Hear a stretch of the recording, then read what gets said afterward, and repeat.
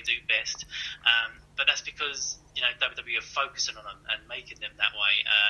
Perhaps after another couple of months, WWE will get bored, and then we'll see them treated like the other poor souls in this match.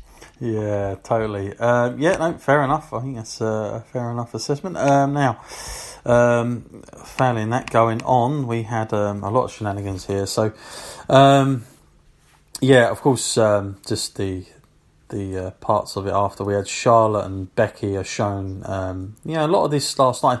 It was probably the first time in a long while, Matt, where they've used the backstage quite a bit.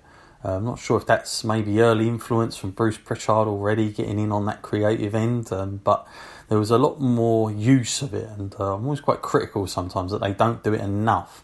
But I feel like this is one of the few times they've actually sort of intertwined some storylines through the show, rather than just all be sort of separated from each other. Now, what did you make of this next thing, Matt? We had the United States Championship match, and very odd how this came around and how it was going to work, and the whole thing, of course, was set up a little bit before. But we, here we go, Matt. We've got Joe out there again, in a different kind of role, I guess. In this one, I'm not sure what I make of this, but this belt, Matt. Last time we were talking about this sort of properly, we were back at WrestleMania, Royal Rumble, Matt, and since then an awful lot's happened, hasn't it, to this belt, and it's sort of gone all round everywhere. We're at the situation now, Matt, of course, last night where we had Joe against Andrade, and then we had R-Truth in there, and then we had poor old Rey Mysterio, who my goodness, what's happening with that guy at the moment. But four-way kind of match. What did you make of this, Matt? And what direction they maybe finally decided to go with here? Because it does seem like they've changed their mind an awful lot here to get where we are now. And certainly Rusev and Shinsuke Nakamura are pretty much phased out, I would say, of any hopes of this of them getting anywhere near that. But what did you make of the match itself, Matt, and just the direction they took in general with having Joe here? I'm hoping that Joe will make a good use of that title, and actually he can use it as a tool to actually get on the main card a little bit more, because he's one of those sporadic appearances. He makes a few appearances one week and then he's noticeably absent the next. But this title actually gives him a reason to actually be showcased more by WWE, which is a good thing, because this guy is a talent and he has got a lot to give. And it's just a bit of a shame the way they booked him in recent history. But I feel like with this match, I really wanted to get into this. These are four incredibly talented guys. Give me this match 2 months ago, I'd be loving it. Give me this match in, say, 3 months' time, I would be loving it. But to give me this match 5 days after I just saw exactly the same match, it's ridiculous. To call it a pay-per-view match, it was a SmackDown match. Yeah. Come on, let's be real. So it just baffles me. Why would they go out of their way to put the same match on again with the same outcome? It's just like, did they run out of ideas? I mean, a one-on-one match might have been better, and there's other people in this match, like particularly Rey Mysterio. You can run a decent promo with Rey Mysterio. It's another thing, maybe for another time, but it baffles me how WWE treat their legend wrestlers now, like Kurt Angle. Notice how badly he's been treated. And we see Rey Mysterio, who's just treated like every other person, except he isn't. He's probably the greatest masked wrestler of all time, and yet he is never used as such, or not in today's WWE anyway. Yeah, it's massively mind-boggling with him. He should be treated special at this point in his career. Not just an everyday thing. Joe getting a win just under 11 minutes. I gave this match 3.5. I didn't mind it, but again, like Matt said, we'd already seen this literally the week before. So, Matt, your ratings of this one? Yeah, I think you gave it the right one there. I don't think you can really add too much more to it. I mean, it was on the level of the last one, and maybe a slight improvement on it, but you can't really outdo it when you've only just had 5 days to actually come up with some new ideas. Yeah, fair enough. Okay, so next we have Bev Phoenix coming out to do some commentary, Matt, and this is for the WWE's, of course, their new belts for the female talent tag team championship, and of course the team, which I really hate this damn title of the team. I prefer Bayley and Sasha Banks, but of course it's the Boss and Hug Connection. Up against the Samoan Slaughterhouse. I mean, goodness me, where are these coming from? So this is a feud that was been set in for a while since the Chamber, and again, you've only had so little time from the Chamber to really, where on earth can you go next? Again, slightly rushed, but not the worst thing they could have come up with for me, and not overly sort of.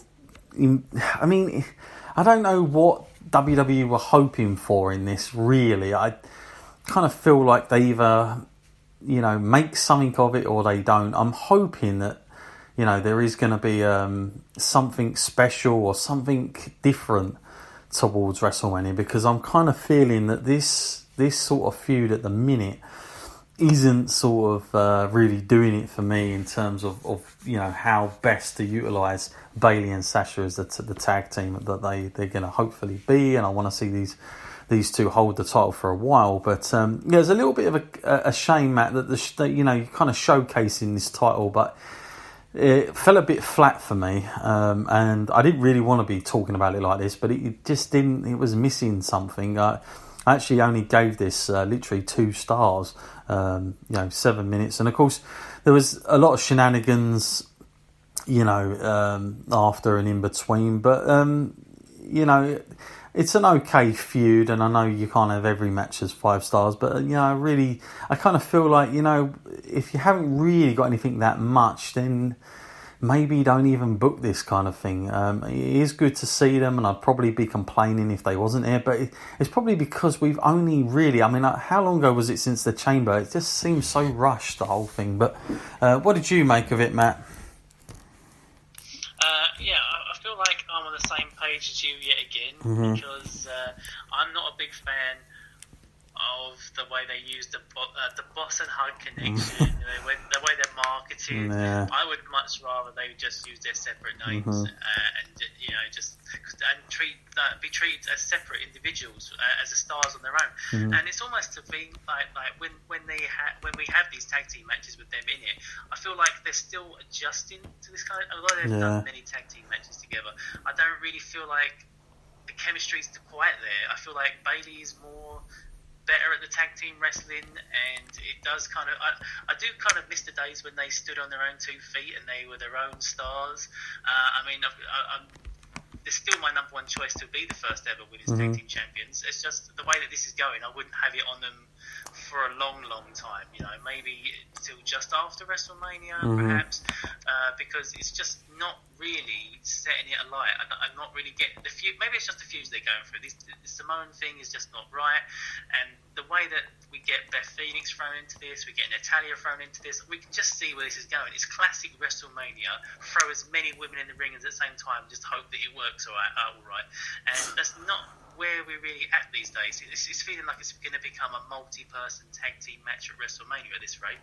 Yeah, no, I think you might be right there. And of course, the shenanigans after, of course, Beth Phoenix gets up from commentary and she, for a scuffle with Tamina, and trash talk leads to Bev to go on the offense. But of course, the numbers game catches up with her, and then of course this provokes, for some reason, Natty's out there, Matt. She's involved in this now, and like you say, this is really heading down that road of a multi-person match. I'm pretty sure of it come WrestleMania, which is a little bit of a shame, but I just can't see them going any other route at the minute with this, which is unfortunate. But so many belts at the minute, kind of feel like they are having a hard time identifying which means which is the priority and all the rest of it. So a little bit of a shame on that one. Then of course, Matt, it's the WWE Championship match. Of course, Daniel Bryan out with Eric Rowan up against, of course, the returning Kevin Owens, who he's back, and I'm going to sum this up after, but you've got Mustafa Ali out there as well, Matt. It's a triple threat. Not the one that people obviously wanted, but Mustafa Ali, of course, he was replaced by Kofi at the Chamber. Kind of feel like it was sort of inevitable that he was going to get that shot at some point as a bit of a nod. But here they can use him effectively in a storyline that they're trying to sort of, make you believe they really don't want Kofi in that main event. So it's another way of doing it.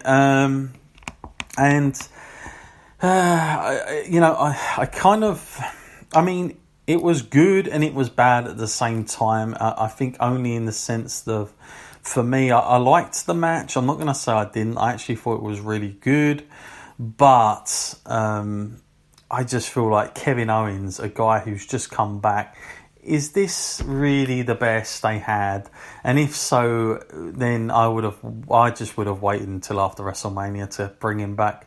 I would have had a massive return on Raw and have him do something good then.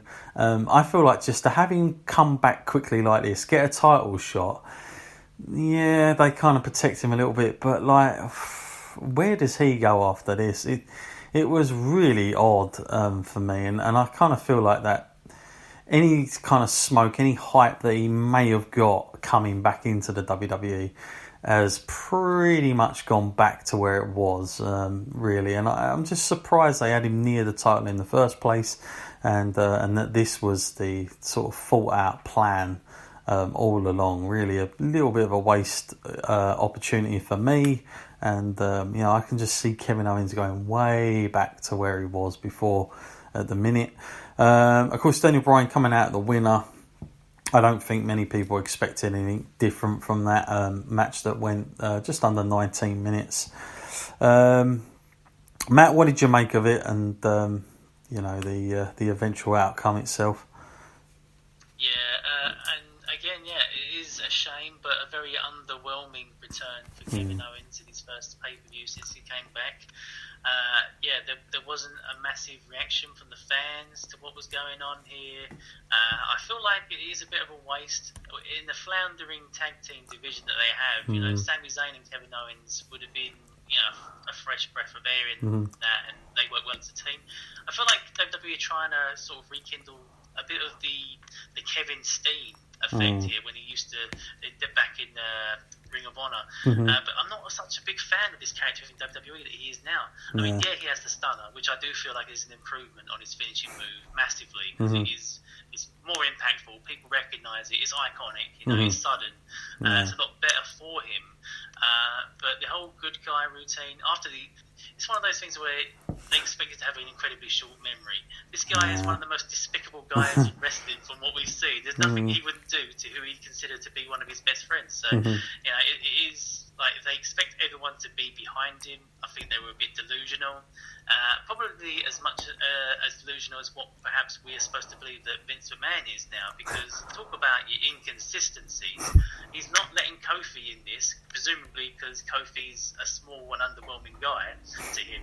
But what the hell is Mustafa Ali then? This guy's even smaller, and we all know what Vince McMahon is like for big guys, and he's giving this guy a chance at the title. It just makes no storyline sense at all. You'd think Mustafa Ali is one of those guys he'd look at and laugh in his face and say, you're never going to get anywhere.